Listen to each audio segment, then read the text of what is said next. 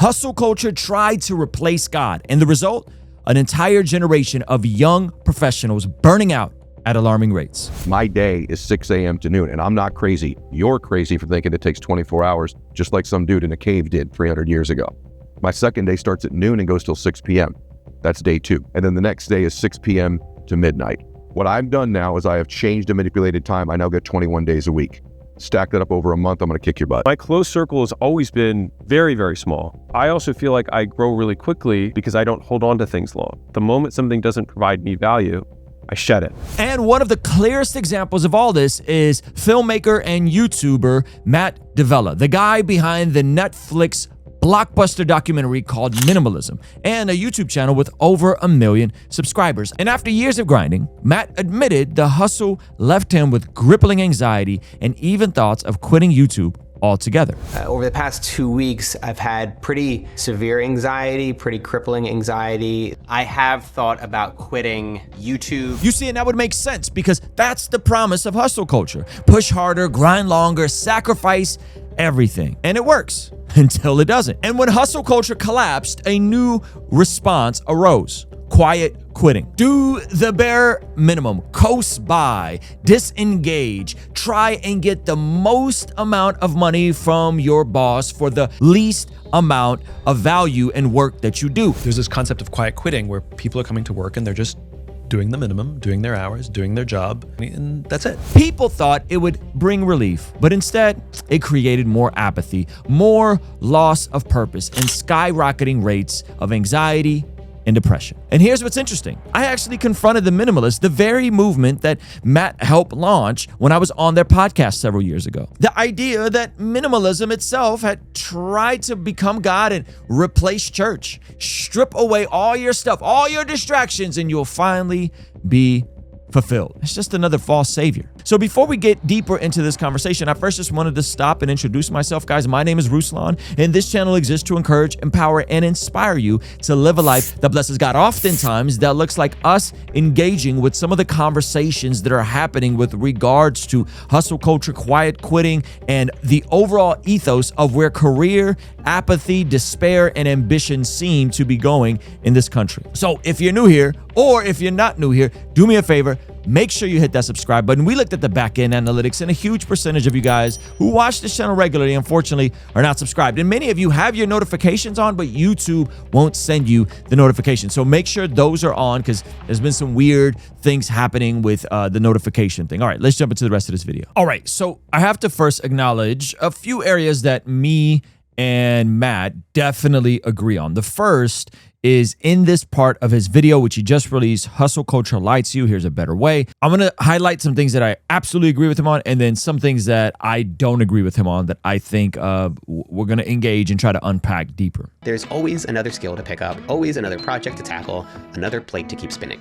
But if you want to start reclaiming your time, the first key is to do fewer things. Well, when I tell people they should do fewer things, they get worried that what I'm suggesting is that they accomplish fewer things. But actually, it's a very pragmatic recommendation because what happens when you have too many things on your plate?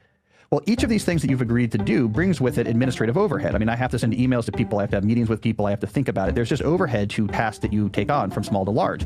I call that overhead tax. As you say yes to more and more things, the amount of total overhead tax you're paying begins to add up. And because your time each day is finite, there's only so many hours you can actually work.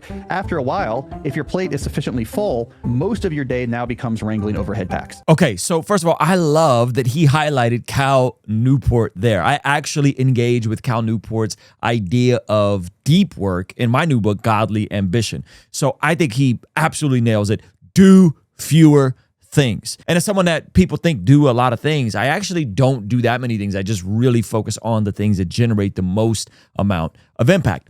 And I would just add that there are folks who have different degrees of capacity, right? Some of us are small plate people. We can only do one or two things. Others of us, like myself at times, I actually need multiple projects going on, and it keeps me stimulated, it keeps me exciting. Now, I think when you do too many things, you often will get what he said regarding overhead tax. I think that is true. This is why I think like stuff like meetings are generally unnecessary for most of the time, especially coming in a background of being on staff at a church. We'd have Monday morning all staff meeting, then a production meeting, then a meeting about the meetings. So I'm with him. Doing fewer things, I think, is absolutely The necessary. important thing to focus on is time scale. The real question isn't how much you can produce in a single day, week, or month, but how much you can accomplish over the course of years. When you think this way, it suddenly makes sense to have leisurely days, to take an afternoon siesta, or to even, brace yourself, take a weekend. Okay, so obviously we should be pacing ourselves. Obviously, we should be taking time off. The scriptures are huge on Sabbath, rest, not burning the midnight oil at both ends. One of my favorite quotes is something Abraham Lincoln said. I don't know if he actually said this or just attributed to him, but he said something along the lines of, if I had 5 hours to cut down a tree, I'd spend 3 hours first sharpening the blade. So I'm with Matt at this point. We often need to spend way more time sharpening our minds, sharpening ourselves so that when we go in, we can do the deep work and the productivity with less time. I'm with him here. But where this goes in a practical sense, I think kind of misses the plot. When I cut down my commitments and gave myself a reasonable deadline of 1 video every 2 weeks, I naturally began working at a calmer, more sustainable pace. Fewer projects meant less overhead tax, which gave me hours back that I hadn't had in years. I used that time to invest in my health. I doubled my strength training days from 2 to 4. I kept up my weekly game of squash, and I found time to prepare more healthy meals versus resorting to the processed meals I would go to when I got super busy. All in, I usually work 5 to 6 hours a day now, which feels crazy compared to the past. But here's the important thing. Moving slower hasn't made me less ambitious. It's made me more focused. Because even though I'm working at a slower pace, it doesn't mean that I don't want to produce exceptional. I would specifically say that this is a beautiful thing if you're already accomplished. If you're already Matt Davella with millions and millions of subscribers, who's probably worth millions and millions of dollars. Yeah, man, great. But what about if you're just trying to get things off the ground? What about worse, if you're coming from poverty or you're coming from a deficit? Just doing one YouTube video every 2 weeks, I don't think is actually going to move the needle in our lives the way we think it's going to move. So this is where I would strongly disagree with him on. I think this is good if you're in a season where you're already successful and you've already made it. But if you're not successful, which is, by the way, awesome, and and he's very blessed and fortunate for that. But when you start saying these things as prescriptions to most people, you miss how many people are still struggling. You miss how many people are still trying to just get it out of the mud. And that, specifically with young men, I don't think that's the message they need. Hey, man, work 5 to 6 hours and hang out at the gym and play pickleball the rest of the time. And so at times, ambition is exactly what we need depending on the season of life that we're in, especially if perhaps we've made a mess of our lives like I did. My wife and I got married. We're coming from broken single family homes, poverty, debt. We were $100K total in debt. And in that season, from when we first got married to when we got out of debt, man, we were in grind mode. We needed to put our head down and grind in our early 20s so that we could hopefully start seeing the reward of this in our mid to late 30s. There wasn't a ton of work-life balance. There just wasn't. And I think that's okay. And I think sometimes some of you guys are watching this and you're trying to figure this out. And should I go after the thing? Should I clean up the mess that I made? Or should I just turn off my phone for the entire weekend, unplug? There are seasons of life based on where you're at. Specifically, if you're in your early 20s, I wouldn't be obsessing with work-life balance and only working 5 to 6 hours a day and Sabbath culture, right? Let me prove it to you. So this is a favorite scripture of mine. This is in Proverbs chapter 6. I first heard about this from Dave Ramsey while we were getting out of debt, which was exactly what we needed in that season of life. It says, my son, if you've put up security for your stranger, if you've shaken hands in a pledge for a stranger, you have been trapped by what you said, ensnared by the words of your mouth. Okay, so this is specifically talking to someone that has made some bad decisions and have basically went into debt, okay? Verse 3, here's the prescription. If you've made a mess, and I would argue if you're in an early season of life, if you're 18 to 25, you're not married, you don't have kids, this is a great thing to consider. So do this, my son, to free yourself. Since you have fallen into your neighbor's hand, go to the point of exhaustion and give your neighbor no rest. Allow no sleep to your eyes, no slumber to your eyelids. Free yourself like a gazelle from the hand of the hunter, like a bird from the snare of the fowler. Okay, now I think here what this is saying, allow no sleep to your I don't think Solomon is being literal in this. I don't think he's saying, hey, absolutely don't go to sleep, hustle culture, bro. I don't think that's what he's saying. But I think there is something to this principle of work ethic, of putting your head down. And let's look at our trusty Logos Bible software. If we hit this word exhaustion, right? Let's see what this word exhaustion means, right?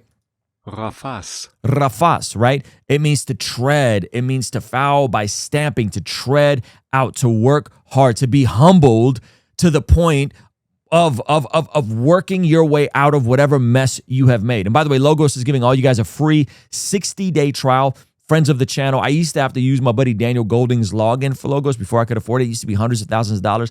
Now they're giving all of us a free 60-day trial, and then it's like $10 a month after that. So I love Logos.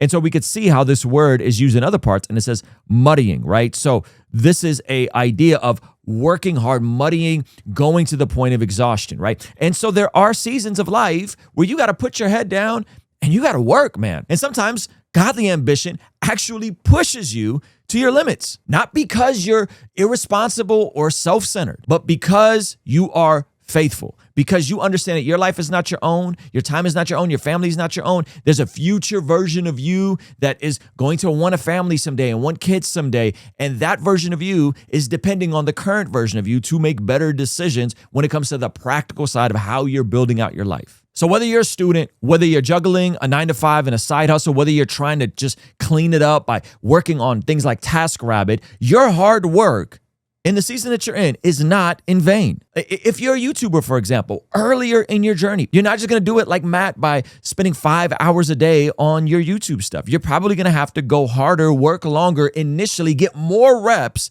in so that you could build the resilience and the character and the grit to get after the thing that you believe God is calling you to do. So while Matt is 100% right on the utter nonsense that hustle culture has pushed on us, sometimes godly ambition means us sprinting like a gazelle from its hunter. And so if you don't have my new book, Godly Ambition, this is exactly what I'm discussing, is how to get away from the hustle culture nonsense while also not sliding into the Sabbath culture, I am just going to find perfect work-life balance approach to this. And again, I'm not so much railing on Matt, but there is this last part of the video where I think I really disagree with him on. And it's the ultimate motivation and the reason why we do and build and work. Check this part out. So the videos that I've been making lately, videos like this one, have been a big shift for me. I've cleared my plate, I've done fewer things, and I've poured everything into each one. And something really cool happened. I started getting comments saying, these were some of my best videos yet. And while that was encouraging, if I'm being honest, it wasn't the most important part. What mattered most was that I was proud of the work that I was making, instead of just rushing from one project to the next. So he got amazing feedback. He made better work, but the thing that mattered most to him was his own self-fulfillment. It was his own feeling of, man, I am proud of the work that I'm making. And though I understand this from a non-Christian perspective, I understand Matt is not a follower of Jesus. The reality is that as a follower of Jesus, the thing that should be driving us is to bring glory to something outside of ourselves. That every single one of us is wired with the need to point to something transcendent, something bigger. And so if you do all the right things and you become successful and you're more fulfilled and you're more happy, but it's still about you, and it's still about building your castle, that feeling will eventually be fleeting and usually lead you back to the place of feeling burnt out, because that is not sustainable. And so I get it. Matt's end goal is to optimize for ultimate comfort and fulfillment. But see, godly ambition, and what I believe is in the scriptures, is to optimize for serving others with ultimate impact, sometimes even at the expense of our personal comfort. The Apostle Paul put it this way in Philippians chapter 2, verse 14. He says, do everything without grumbling or arguing, so that you may become blameless and pure children of God without fault in a warped and crooked generation. Then you will shine among them like stars in the sky as you hold firmly to the word of life. And then I will be able to boast on the day of Christ that I did not run or labor in vain. But even if I am being poured out like a drink offering on the sacrifice and service coming from your faith, I am glad and rejoice with all of you.